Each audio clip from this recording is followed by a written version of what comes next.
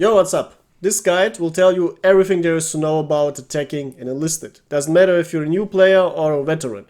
In order to make this maximum helpful and efficient, I cut this game into pieces and I'm gonna comment the important parts that explain the decision-making process of strategizing, what to do now, what to do in the future, and also specific tactics, how to attack different objectives, what you need to do, which mistakes you want to avoid, and how to overcome your enemy's defenses the best.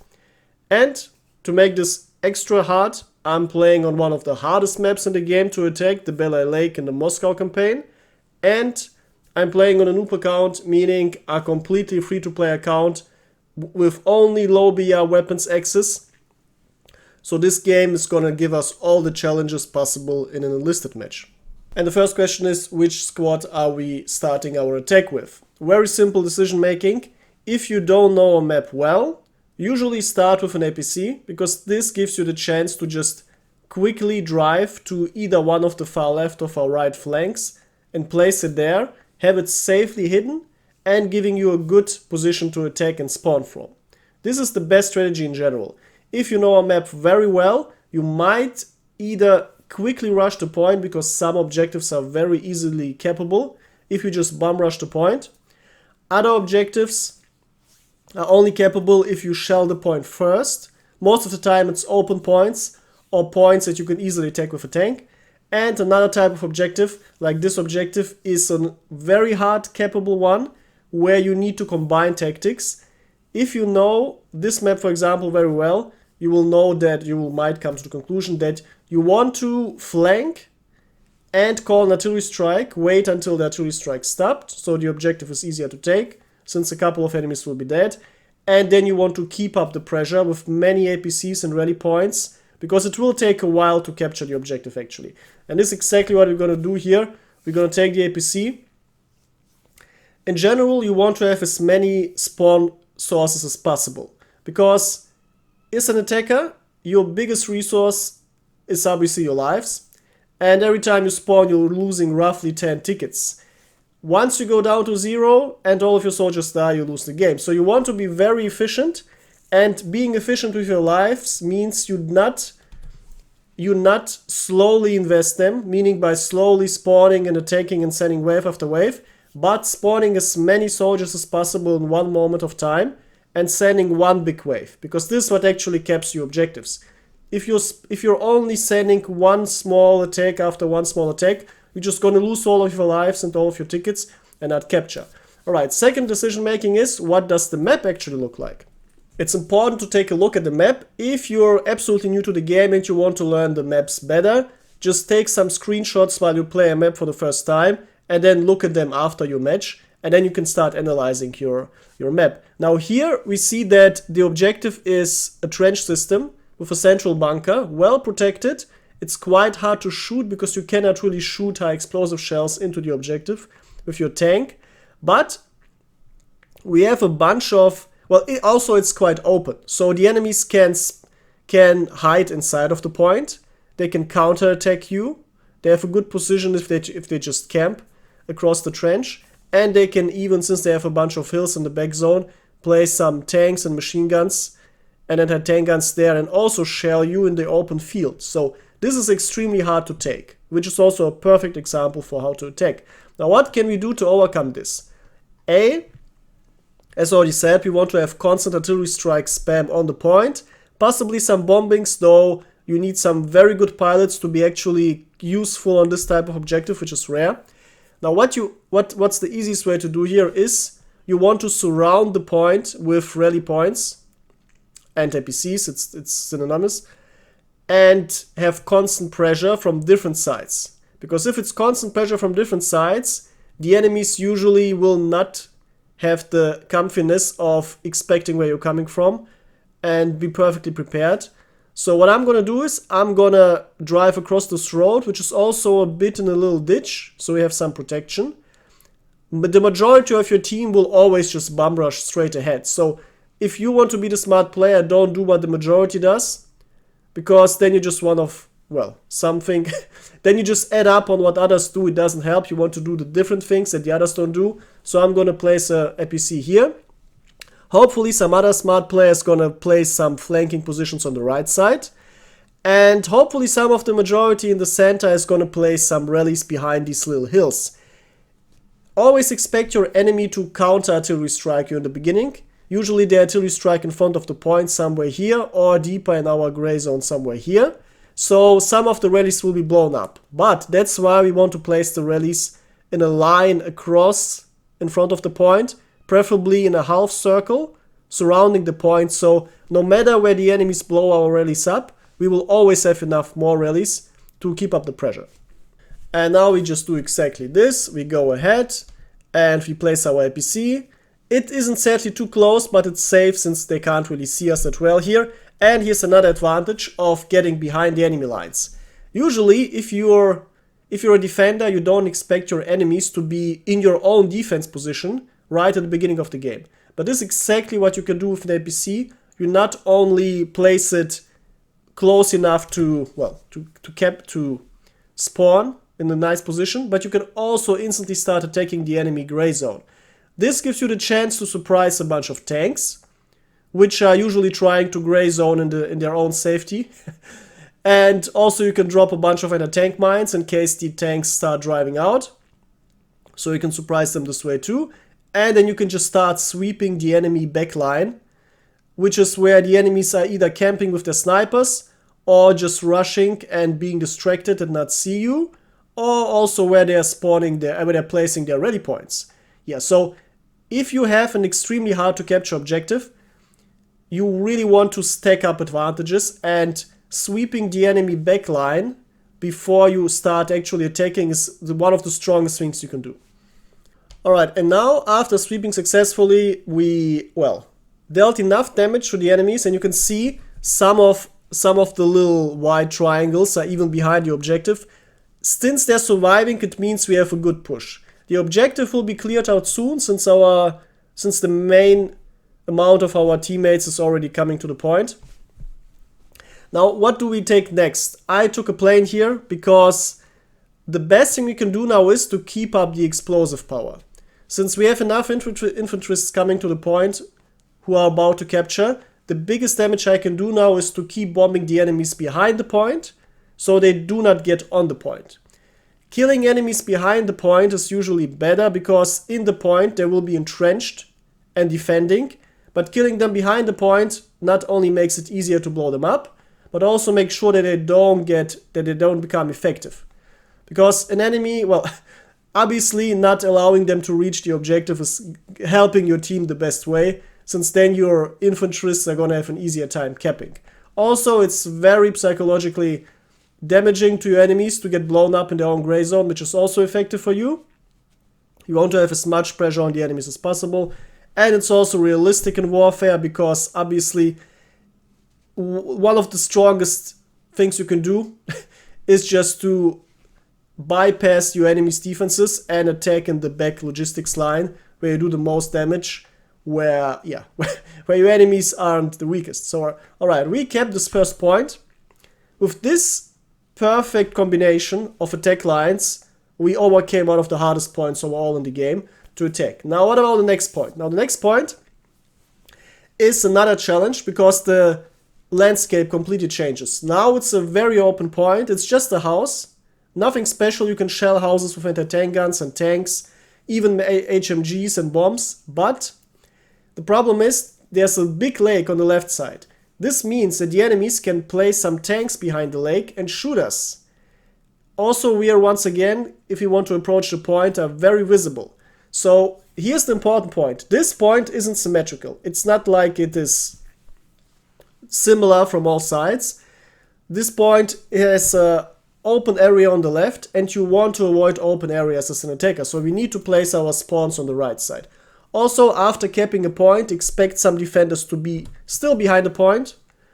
And this is exactly a mistake many people do. They just rush straight to the next point. And then they wonder why there are still defenders here, and then you get shot. So yeah, we want to avoid this. Now, I'm checking out, since I'm quite fast, once again, APCs gives you a big speed advantage. You can drive by the point actually and see, is it safe to park somewhere close? We actually don't see any enemies. Also, the advantage is your soldiers on the APC will automatically react to your enemies and you hear them shoot. And so you instantly know, are there many enemies close, yes or no? And here, there are not that many, so I parked it quite closely, safely, slightly to the right, once again to make sure that we don't get shot from the left side. And once you're on the point, as an infanterist, make sure to not just stand around, always do something. If you're an engineer, place a bunch of barbed wires and sandbags on the enemy entrance side.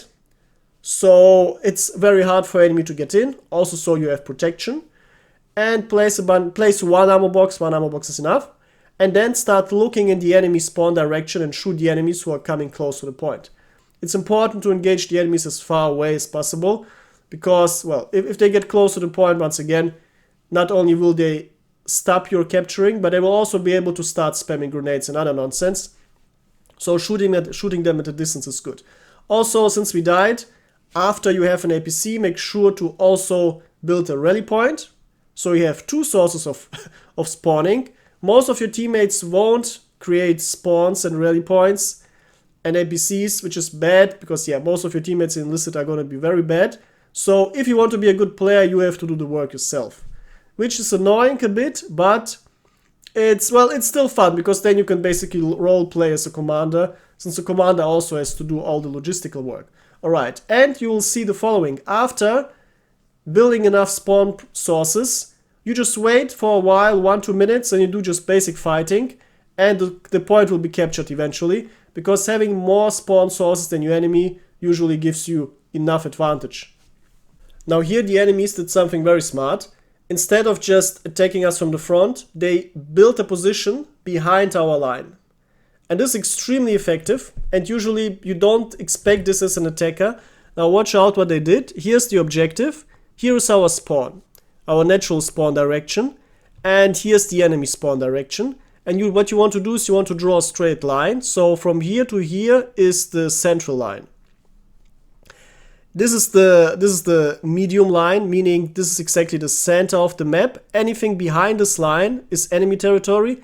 Anything in front of this line is our object, basically our part of the map. And we can obviously expect enemies to be behind the line and our soldiers to be in front of the line. But these enemies built a rally point apparently in this house, and now they're spawning there, and whenever we try to get to the point, they're shooting us in the back. This is extremely effective because usually this doesn't work, especially not since if an enemy is close to your rally point, it becomes deactivated. So you cannot spawn. But these dudes manage to spawn quickly enough and always shoot anyone around the point that they have a strong position and we can't capture. Now this is an extremely smart play by the enemies. Now we need to deal with this. Also, if you're a defender, make sure you use the strategy yourself, because this is a very smart thing to do. So what we want to do is, we want to, well, what can we do to clear out a point? We can either grenade it, or we can build an anti-tank gun. The best thing about an anti-tank gun is, you can, after you used it at one location, you can either destroy it and build it somewhere again, or you just, if it's close, you can just move it to the other point. So yeah, since these both points are basically next to each other, we're just gonna clear out the infantry first, then we're gonna build an anti-tank gun. And anti-tank guns can penetrate. Use your HE shell to, yes, we're gonna start shelling this point. And once we see roughly 5 to 6 dead enemies, we know, yes, point is empty. And if we get a strategic construction destroyed, we know, alright, we destroyed the rally point. Okay, we didn't destroy any strategic construction there. So there wasn't one apparently. There were just many of enemies. And now we can move this anti-tank gun to the point, start shelling the point. And, oh, funnily enough, an enemy APC decided to be brave, but yeah, in the worst moment possible. And we're gonna shell the point, and if the point is empty, we're gonna shell behind the point, of course. Same strategy as with normal rifles. And then, well, we can go ahead. Now, for those people wondering, should you, if you only have one vehicle slot, play a tank or a plane? In general, play tanks. They're much easier to use and much more effective overall.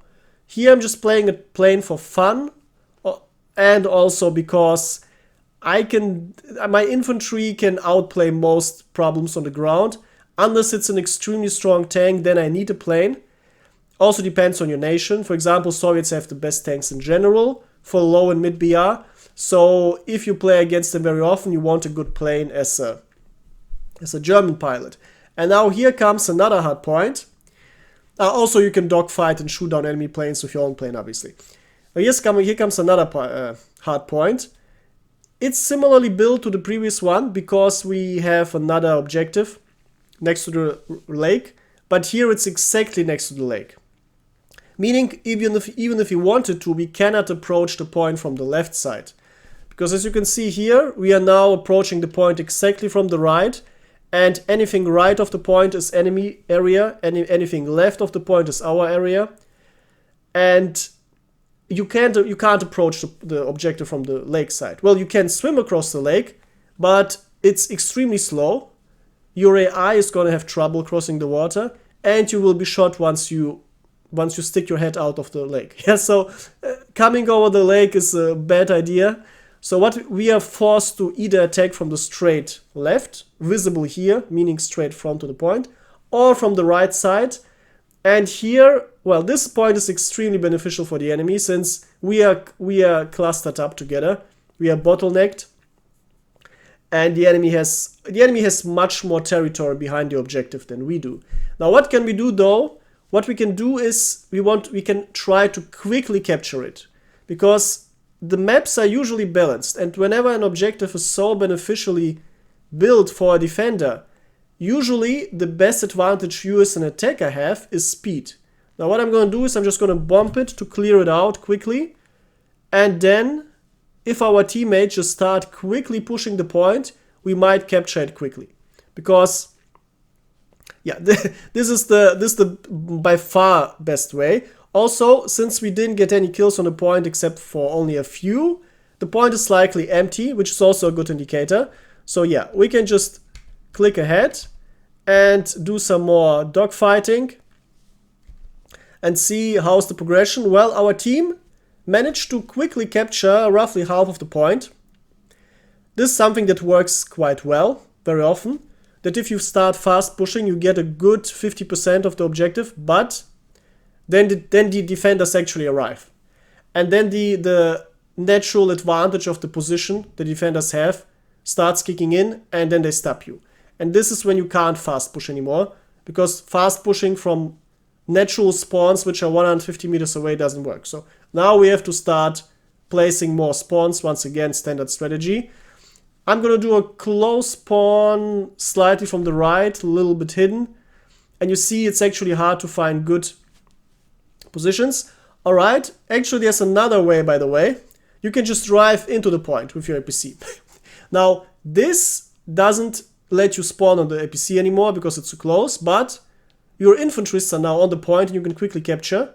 And your APC doubles up as a nice defensive structure for you.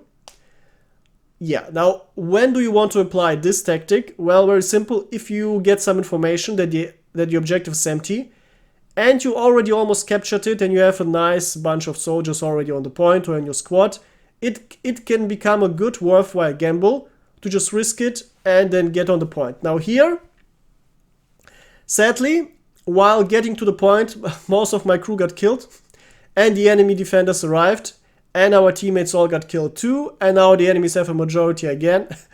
And yeah, and we got thrown back, but what do we do next? Well, we just build more rallies and start increasing the pressure. Also, constantly look at the kill feed on the right. If you see your teammate, like here, successfully bomb the point, you know, oh, maybe bomb rushing is back on the menu, and we can start capping. Now, this point here gives us a good HMG position though. Usually HMGs are great for defenders, but not that effective for attackers. But here we can actually build one. Also build a rally, since these locks here are a good defensive position. Well, hiding position at least. Also, they are not that easily penetrated. You can't penetrate them with cannons and machine guns, so the rally point is safe.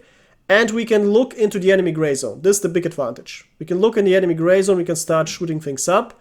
Thanks to the bombing our teammate did before, our teammate managed to capture. And all of the defenders who are arriving late now, we can just clear out and successfully get to the next point.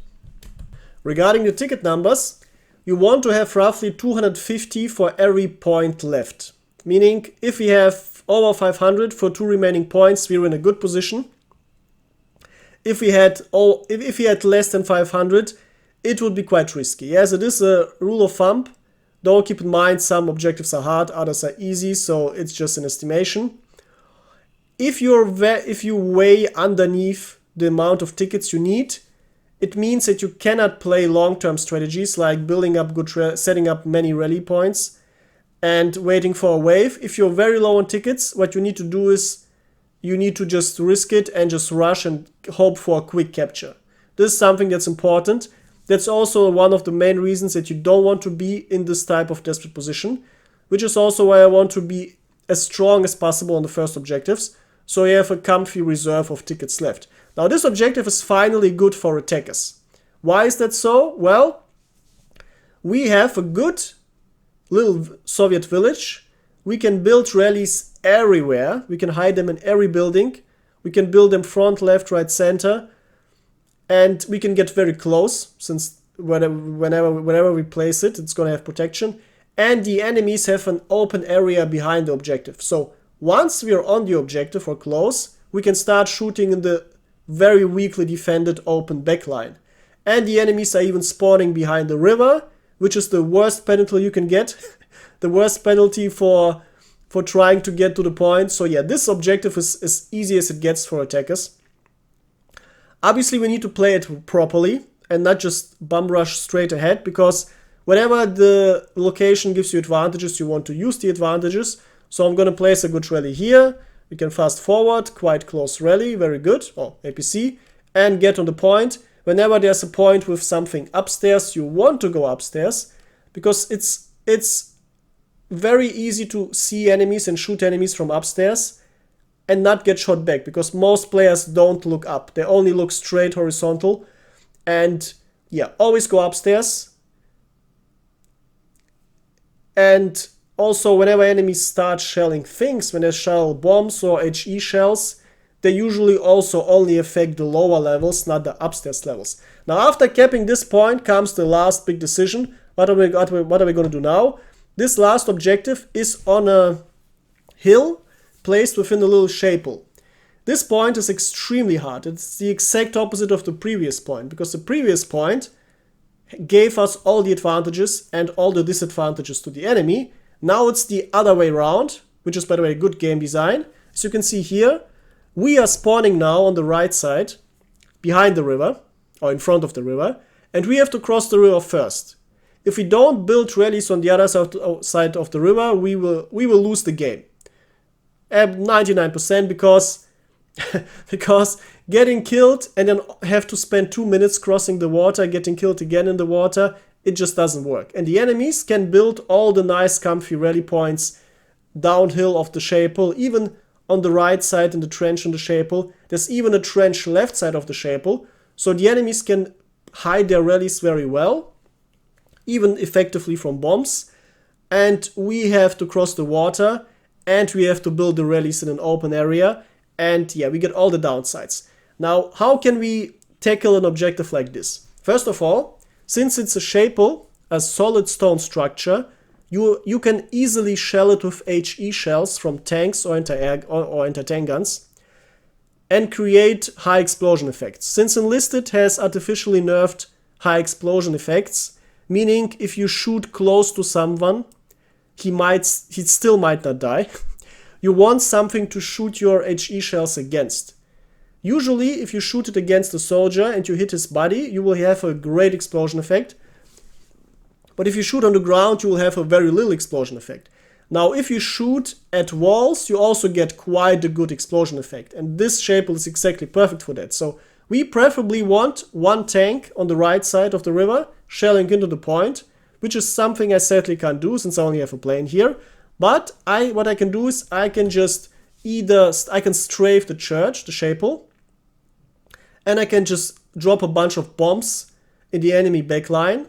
I can also try to bomb into the Shapel, which is quite hard to do, but can work, yes, since the Shapel has its main door on the left side.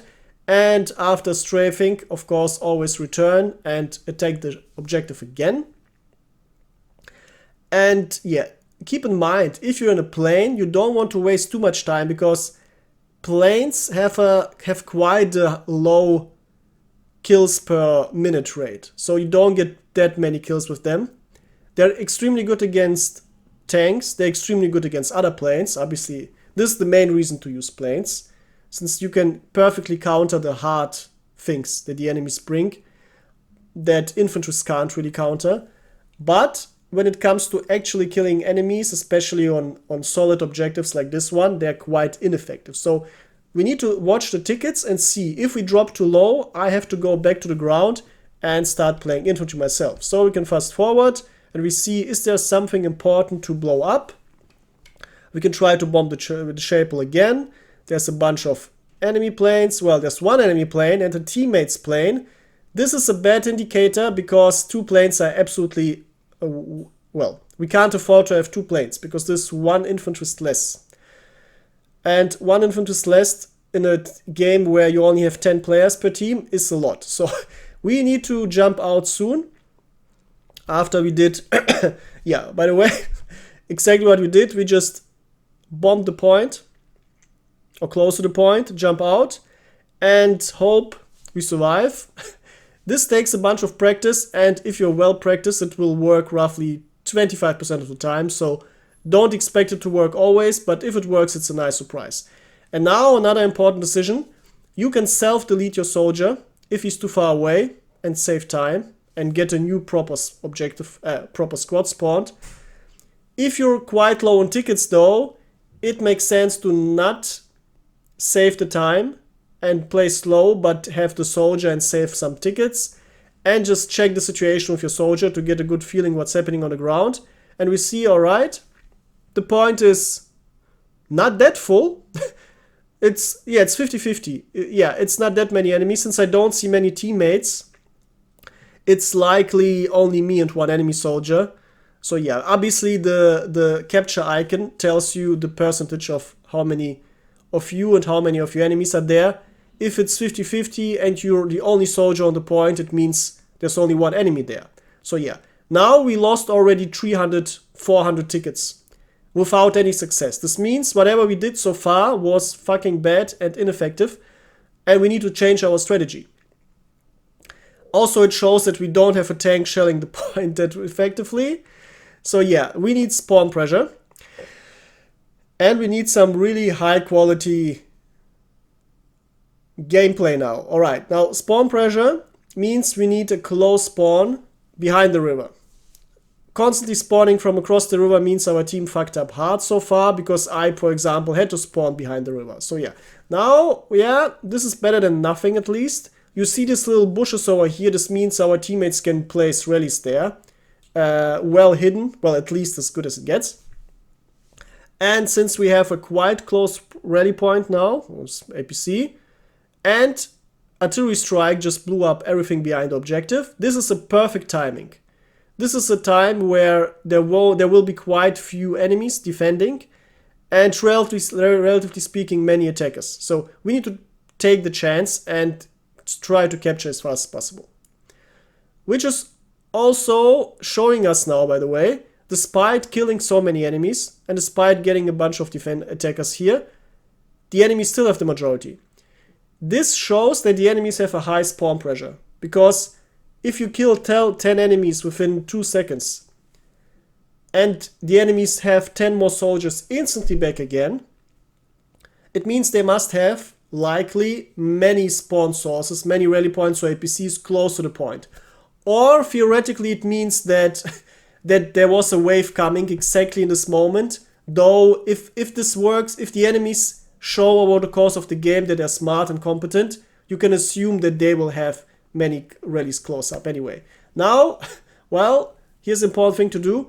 If you're attacking, make sure you monkey throw all of your grenades, especially if you're low on tickets. Never let a soldier die with a grenade on his pocket.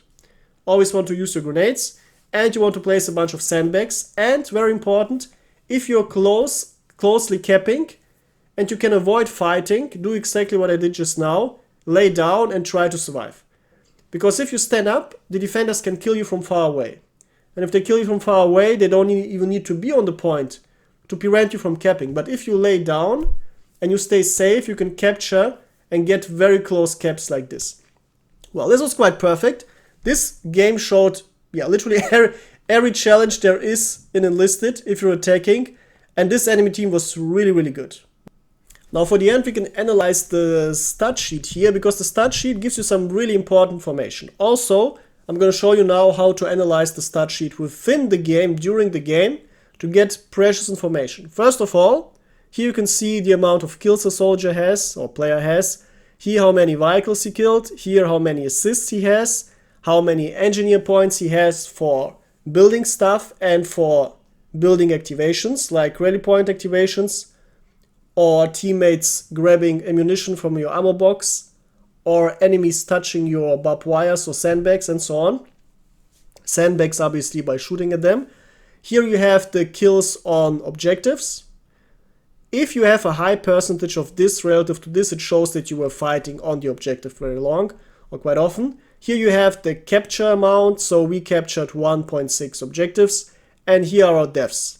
Now, how do we understand these numbers? This is important. First of all, many kills is obviously good. Dying very often while having many kills is not that good, though only for attackers. For defenders, it doesn't matter that much, because defenders have theoretically infinite lives. Theoretically means only theoretical, because they do not have infinite lives, because obviously you don't see infinite defenders defending. So how do we understand this exactly? Because this is something most Enlisted players don't understand. The amount of lives you really have is limited by how fast you spawn as a defender. So if defenders want to use their advantage of having infinite lives, they need to have as many rally points as possible, so they can spawn as fast as possible, so they can actually use their infinite reserves. Yeah, and this is something that many butthurt defenders who complain about attackers being too strong fail at grasping. Your only advantage as a defender is if you actually build lots of rallies. Did this team do this? Well, 1, 2, 3, 4 players with with relatively high engineer points. Yeah, it's quite okay. Also, a bunch of them likely had APCs. So yeah, you can see I built a bunch of rallies, had APCs constantly. He also built rallies, had APCs.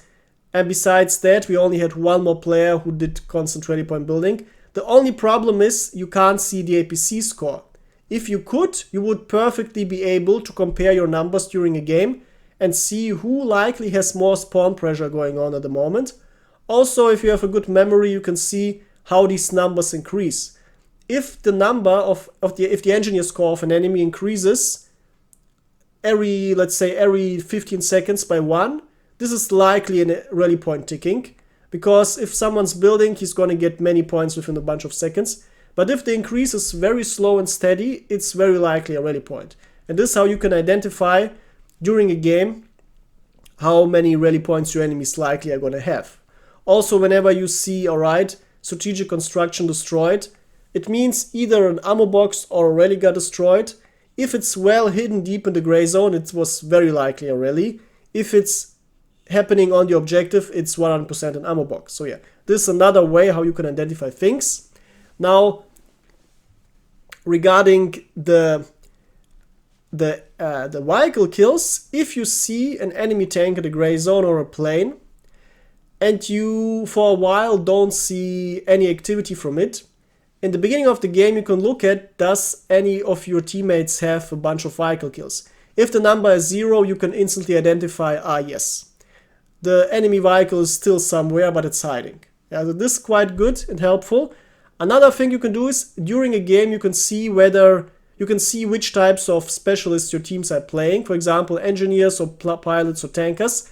If you're in a plane yourself and you see another plane in the distance and you want to know is it a friendly or enemy plane, just open your screenshot during your battle score during the game and look at whether there is another friendly pilot.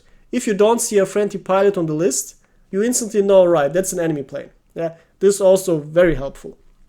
The last takeaway regarding points for attackers is that whenever you see the battle score during a game, make sure that your team has much better numbers than the enemies. Because if that's not the case, you will likely lose. Since, as an attacker, you need to create better numbers. You need to constantly kill enemies, and you need to have quite good KDs.